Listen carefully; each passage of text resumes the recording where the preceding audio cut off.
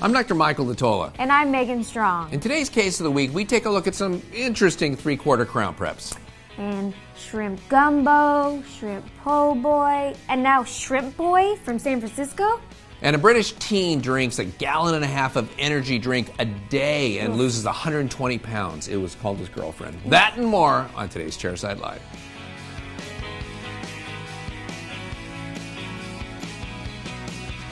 What is up? Hello and welcome to episode 94 of Chairside Live. Megan, how are you today? I'm doing well. I'm 25 weeks pregnant today. Wow, congratulations. Thank you. You feeling all right? I'm feeling good. Well, 20 years ago, Yes. 1994, this is episode 94. It is. And 20 years ago, I remember sitting in a Mexican restaurant with my now ex-wife. Uh-huh. And all of a sudden, it was June, having Okay. dinner, and all of a sudden, all of the TV screens in there went to a slow-speed chase where there was a white Ford Bronco, represented by this coffee Yes. cup, and 10,000 police cars represented by this Right. laptop, going 35 miles an hour down the freeway. Yep. And it was the first time that I recall really big coverage of something like this. Uh-huh. And it was so funny because it was very surreal because it was a slow speed chase. Not a high speed. Typically it always had been a high speed Uh-huh. chase. Now it was slow speed. And the residents of Los Angeles really showed their overall room temperature IQ by showing up on the sides of the freeways with signs like "We love you, OJ" and "Go Yeah. Jews Go," and it was really bizarre. And I feel like it was the beginning of, The in a end. sense, reality television. Right. Last week I claimed that Right Said Fred song of 1993, You did. "I'm Too Sexy." Yes. That might have been the very first little blast in the decline of Western civilization, but Yep. certainly there was a big drop off in Uh-huh. 1994 when this whole thing started. And from that point on, even till today, there are apps for an iPhone that will alert you when there's a high speed or slow speed chase. You pick your speed in the preferences section, and then you can watch any one of these chases. But I remember, that's what I remember 1994 for. Wow. How old were you? I was 7. All right, so you probably don't remember I it? do remember. You do remember I it. do remember. I can remember being in my house and my parents watching it and just being glued to the screen like, what is happening? Right. Glued to the screen forever as it slowly trickled down the freeway. But Right. Today I'd TiVo it and then watch it later. Right. But then we had to watch it live. I guess we could have taped it on our VHS tapes. Oh, yes. Which you probably don't remember. I remember very Oh, you do? clearly. Okay, Thank good. you very much. Well, those are now obsolete. We used to send out a lot of clinical VHS tapes here before the Oh, DVD. Now we gosh. don't even send those out. Everything's streaming on the intranets. Wow. Yep. All right. So anyway, we've got an interesting episode for you today. In fact, we got a good case of the week. It's a dentist who prepped a couple of teeth for some e.max three-quarter crowns. And it's an interesting prep design, and we run into some problems, not only with the preps, but with the material that was prescribed. In fact, let's go ahead and take a look at that now. So in this particular case, we had sent out a book of prescription slips that had a $20 off per unit financial incentive for e.max crowns. And so that's what was done here, although the dentist actually requested three-quarter e.max crowns. So let's take a look at the impression. It's in a double arch tray. It's in a plastic one. See, the metal ones just don't kind of flex like that. I don't know. But obviously a lot of restorations fit, even though they're taken in plastic trays. So I guess I shouldn't be too harsh on them. I'm just a bigger fan of metal trays, as I think you probably know. It looks like the bite is okay. Even as I kind of hold it up to the light, I can see on the bicuspids that we've got nice thin area between the unprepared teeth. It'd be a little better if I held it up to the light completely, but then you wouldn't be able to see it. And again, anytime we're looking at an impression like this, we're looking at a negative, and so it takes a lot of interpolation. Our brains have to kind of try to flip-flop it into a positive so we can tell what we're looking at. And by looking at the model, it makes it much easier to see exactly what's going on. And that's one of the reasons why I absolutely love digital impressions. For as clunky as some of the systems are, they all have one thing in common. That is, instead of staring at an actual impression, you get to look at, well, in the case of a digital impression, a virtual model, but here we have an actual model where you get a much better idea of what's going on with these teeth. So this is the solid model for that case. We can see that we've got, they are in fact kind of three-quarter crowns. Interestingly, the cusp that's not prepared is the mesiolingual. My understanding of three-quarter crowns, and we really weren't even taught them in dental school. In fact, all 27 crowns that I did at University of the Pacific were full coverage PFM crowns, believe it or not, but 3/4 crowns, most of the ones that I saw in my dad's patients, and they were preserving the mesiobuccal cusp, and the rest would be a gold restoration, but for aesthetic purposes, wanted to leave that mesiobuccal cusp there. Now, considering that these are the last 2 teeth in the arch being prepared, perhaps the doctor wanted to leave a vertical stop. That could be true. I can see a little wear facet on both of those teeth where we've got some contact there. You can see it's hard to tell in the inside of the impression where it gets all smooth if that's from a buildup material that was placed, or maybe if that's just kind of an artifact from the impression. So it's a little tough to see. Few blebs there on the buccal margin on the first molar. Those can probably be popped off cleanly. Obviously be a little nicer if they weren't there at all. So we have these 2 preparations for 3/4 e.max crowns. And so let's look at the articulated models. And here are the articulated models. Opposing that, we've got what appears to be 2 crowns. There's a reason why you can take a look at, anybody who's been in dentistry a year or two, a dentist can look at these and go, yeah, crown. I mean, certainly this one for sure is a crown. This one could be an intracoronal restoration. But when you see that type of anatomy, that's done by human hands. That's not done by God. Actually, there might be a lot of crowns in this quadrant over here. This one doesn't necessarily look like it's a crown per se. It could be something else, but it does look like the occlusal surface has been recontoured with a burr at some point. And so as we look as this patient bites together, again, think about the view that we're going to get as dentists. We're going to be retracting the patient's cheek away this way with a mirror, and this is kind of our view as we look back there. And it's the same, kind of optical illusion that we all have to deal with, and that is, as we look at this, we go, oh, I got plenty of room here. And we have the patient turn their head a little, and they go, look at all that room. We've got plenty of room here, too. So I'm always trying to show technicians that there is a real optical illusion going on here, where when you look at this, you say, I have enough room. And they say, well, what about the lingual? And I say, well, how are we going to see that? We don't get to do in dentistry this move, where we get to turn around and look at it like technicians do, and where they say, oh, well, look, there's clearly not enough room now that we look at the lingual. We just don't have that view in dentistry. Again, this is one of the reasons why, all my patients are dental technicians these days, and so they kept yelling at me about my own preps on them about not giving enough occlusal reduction, which is why I started going with those depth cuts, because otherwise I didn't know where I was. Because we don't get this view or the view from the distal, we just can't see it.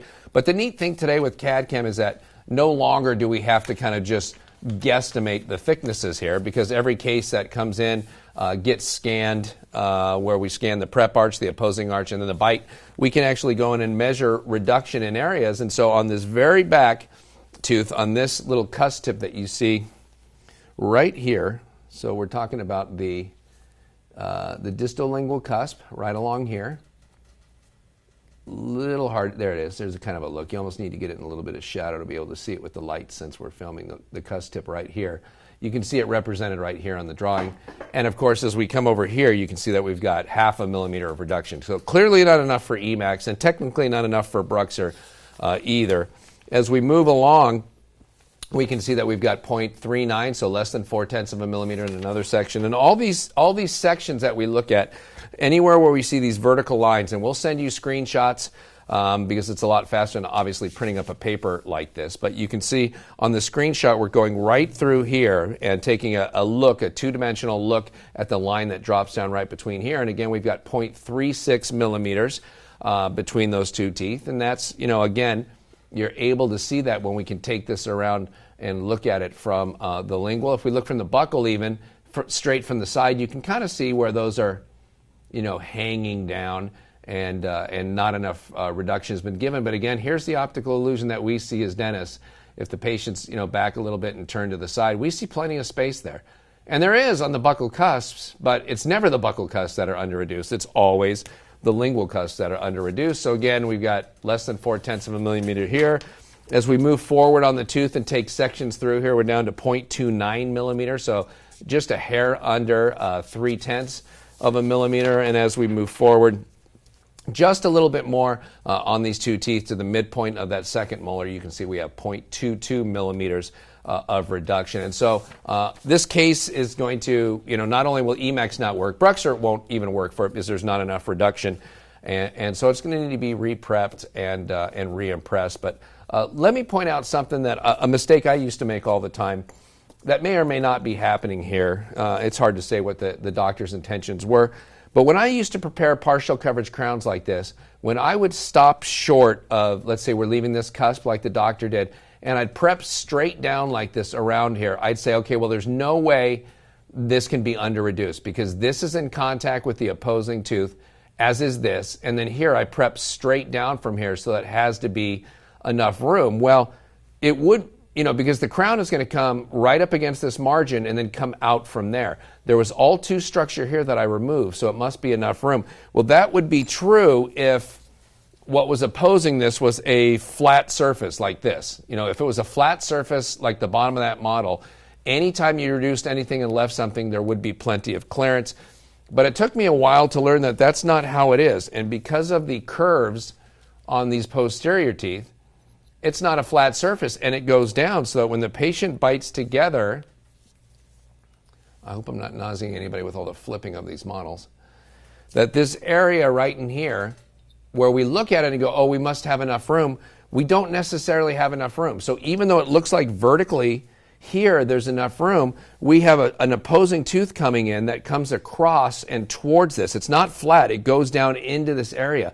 And that's how we end up not having enough thickness in this dimension. It's not in the up-down dimension. It's not from the base of the prep up to the top where we typically think of reduction, but it's this way. It's from this part of the cusp, the remaining mesiolingual cusp, over to the buccal where there's not enough reduction on these partial coverage crowns. One of the things that it led me to do was to just start prepping full crowns. Now, obviously we want to save healthy tooth structure whenever possible, but when you look at how much has been prepared here and the problem that we're having, it seems, to me, relatively clear that if I had kept these two areas and I'd put a 1 millimeter depth cut here in that little wear facet and one here and reduced it down a millimeter and then just connected this margin all the way around here for a full crown, we probably would have escaped this problem. Now, sometimes when you prep the last two teeth in the arch, if there was interferences there, if you prep a millimeter off here and here, when the patient closes, you may still only have 6/10. This is the one time where depth cuts may not be 100% accurate because of that. But still probably a better choice to put a couple of depth cuts, a 1 millimeter one here and here, and reduce it, take an impression, and then cross your fingers, send it to the lab. You could always take a bite registration and then measure it with calipers, although I'm not a huge fan of that. But I think these crowns might have been better served as full crowns. I'm all for preserving something here. In fact, I'm all for preserving this and building things up around the rest of this crown and then preparing it for a full crown. So at least we've got a nice core here bonded to the rest of this instead of this kind of standalone cusp here. So because of the fact that the opposing teeth, where we have these contours over here, because of the fact that when you close down, they're coming too close to the cusps over here, we don't have enough room for e.max or Bruxer, so the doctor is unfortunately going to have the patient back, re-anesthetize, prepare a little bit more, and take a new impression for us to be able to do that. It's pretty tough to see. You might be able to get away with e.max here on a second molar, might be tough. Might have to go with the zirconia and probably have to convert these 3/4 preps to full crown preps. And now let's go to a segment we call the YouTube Comment of the Week.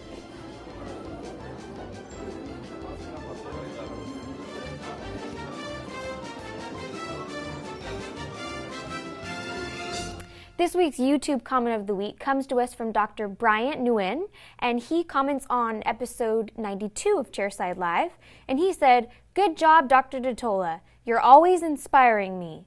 When choosing a shade for zirconia crowns, since they are more opaque, do you usually go with a half shade darker?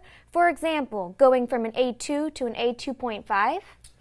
Well, that's a great question, Bryant. We used to have issues with the Bruxer when it was much more opaque, where when it was out of the mouth, it looked positively awful. Like in the very beginning, it was so opaque that the light would just hit it and it bounced right off, and you would look at these crowns out of the mouth. And we noticed that they looked awful when they were sitting out on the bracket table, and then when we put them in the patient's mouth, and they got hidden a little bit by the tongue and the patient's cheek, and now there wasn't so much light hitting it, that they looked a lot better. Well, as it's gotten more translucent as a result, of the colloidal process, which a lot of dentists don't understand, so I'll just briefly explain it. We buy zirconia powder from a company in Japan called Toso, and then we spend a couple days grinding it up further and further and further, making the particles smaller and smaller and smaller. In fact, when we originally get the zirconia powder from Japan, if we stir it into solution, it's a white liquid. And then once we grind it down in something called an attritter, so it's a metal, it's a metal container that's got probably 100 zirconia balls in it, and we put the powder in, it just grinds it and grinds it and grinds it, attrits it down to a very small particle size. You mix that into water and it's actually clear. Now once, of course, we make the crown, it's not clear anymore, but that's where right now we're getting most of that translucency from. But in the beginning, it looked awful when it was out, but once it went in the mouth, it looked a little bit better. I don't see that really happening that much anymore, and so even though it's still more opaque than other traditional ceramic materials, I do not, in fact, request any shade lighter or something like that.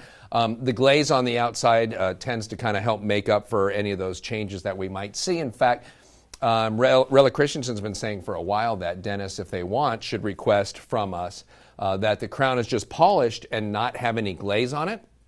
Because when it comes to wear of the opposing tooth, when you have a Bruxer crown in contact with, say, a natural tooth, it's really the glaze on the outside of the Bruxer crown that causes all the wear. And so when you look at some of the studies, I just saw one the other day from Dr. John Burgess, and it was saying that zirconia without glaze, polished zirconia, when opposing a natural tooth, actually wears the enamel less than two natural opposing teeth, both made from enamel, of course, wearing against each other. And so leaving that glaze off it, though, all of a sudden it starts to look like the old days of Bruxer, where it begins to look very opaque just because of how the light hits it and bounces off. So no, I don't make any adjustments anymore when requesting shades. And it was funny, you kind of hit on something that I joke about a lot, which is the A2.5 shade. So when I ask our director of operations to tell me what the top 20 shades are at Glidewell Laboratories, when you get down to about shade 12 or 13, you see what I consider to be the made-up shades start to show up. And A2.5 is one of them because it doesn't actually exist. It points out a problem with the Vita Classic shade system, and that is that there's a huge gap between A2 and A3 in terms of value that needs to be filled. It is filled, just not on the Vita Classic system. The Vita Linear Guide, we've got a video showing the use of the Linear Guide or the Value Guide, however you want to refer to it.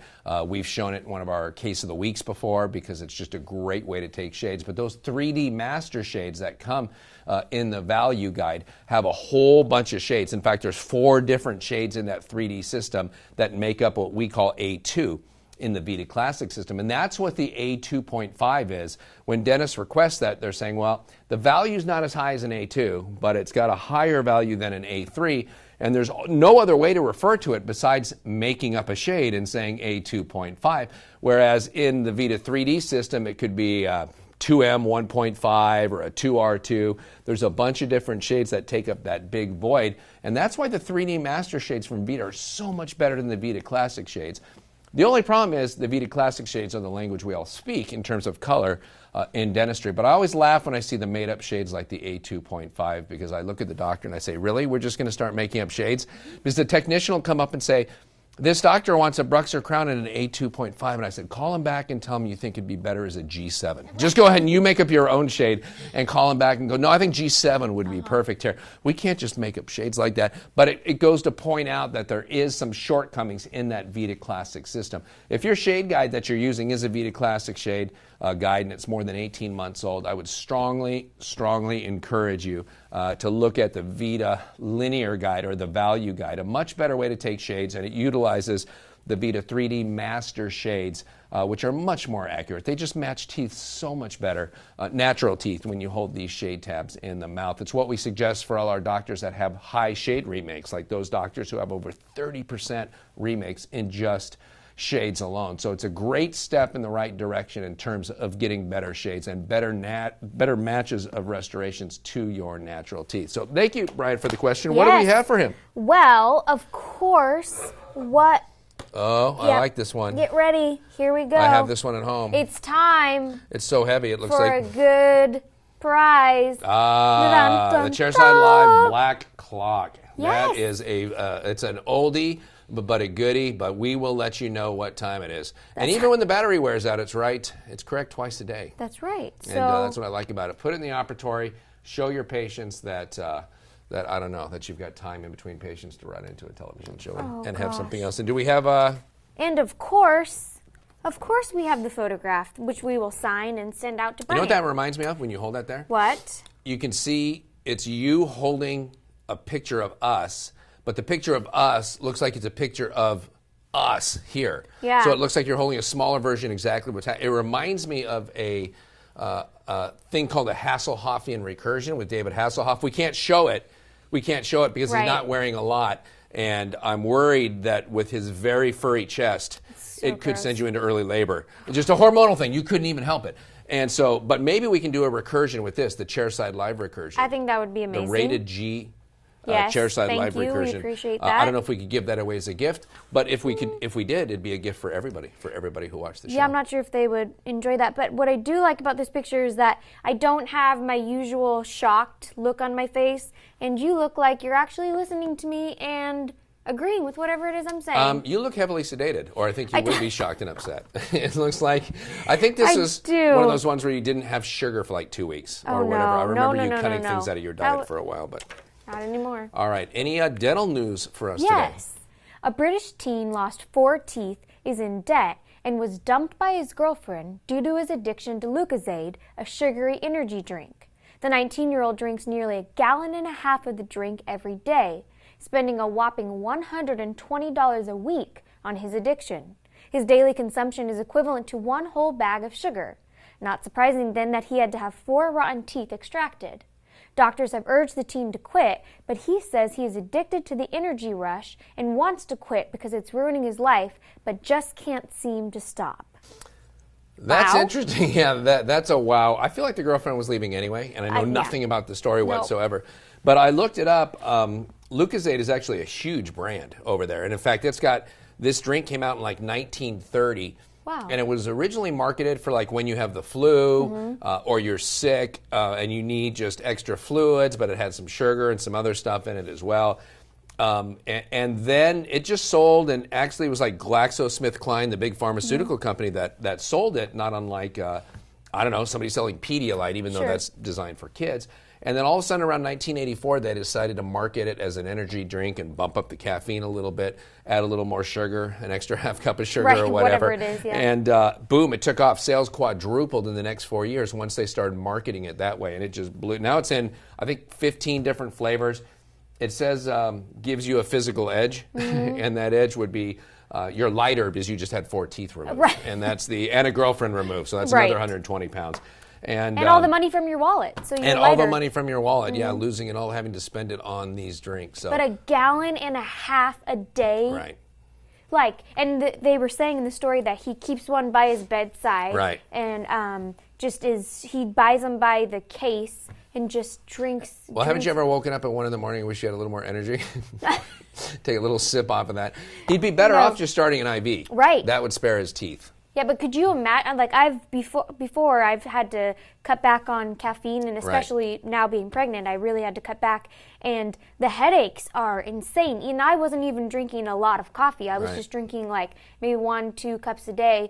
And the headaches from quitting it are just monumental. So I could only imagine if he was to stop this, he would have to go very slowly. Otherwise, he would have insane I think migraines. he'd literally have to go to rehab. It sounds like I'm he's not got joking. a psychological dependence, right? Yeah. I think he needs to call Dr. Drew. I think it's time. I think it's as, probably not as physically addicting as heroin, but I think as much his mental dependence on it, I think absolutely, he would be well suited to do something like that. Yes. Anything else? Yes.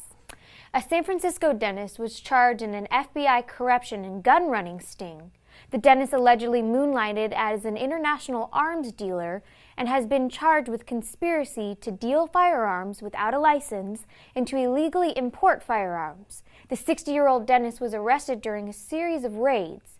Among the others arrested were State Senator Leland Yee, alleged mobster Raymond Shrimp Boy Chow, and 24 others connected to Chow. Apparently, Dr. Lim had recent money problems. He failed to make mortgage payments after a heart attack in 2011, and he filed for bankruptcy in 2012. That's a sad story, but Yes. but on the other hand, I feel like he's the coolest dentist ever. At 60 years old, he's running like a firearms raid scheme. Yes, It's like, yes, he's an international arms dealer, Yeah. like a Nicolas Cage movie. And I love the word moonlighting, right? Like, Right. Yeah. And he's hanging out with Shrimp Boy. Right. I was talking to our producer, James Prawn Man Kwasniewski, Oh, and gosh. I don't know how you get Shrimp Boy. I do know. Is he tiny or does he eat a lot of shrimp? Yeah, no, he actually he's been on the show Gangland. Not that I've ever watched that. Shrimp Boy? Yeah, he's like a big alleged mobster in the San Right. Francisco Bay Area, but his grandma growing up would call him Shrimp Boy because he was small in stature. I feel like after you kill your fifth person, you can determine You can let go of the you Shrimp can Boy. determine, your nickname. Maybe just Shrimp? No. Right. Or Keller, like Jerry Lee Lewis. Oh gosh. But I just find it amazing that an state senator is now dragged into this as well. Right. Wow. I mean, in a sense, like I said, it's really sad, but it is kind of exciting because, as dentists, we lead pretty quiet lives. I don't know if you've noticed, but when I leave in the afternoon, not a lot of groupies. Right. Not and it's the same as at a dental office. Not Sure. crap. And you don't get to flex a lot of power. I mean, yes, you have the toy chest, so you can, you lord over the children and allow them to take a certain amount of toys. Get me in trouble when I would take two. Exactly. That happened. I Yeah. know, we got to put our foot down there.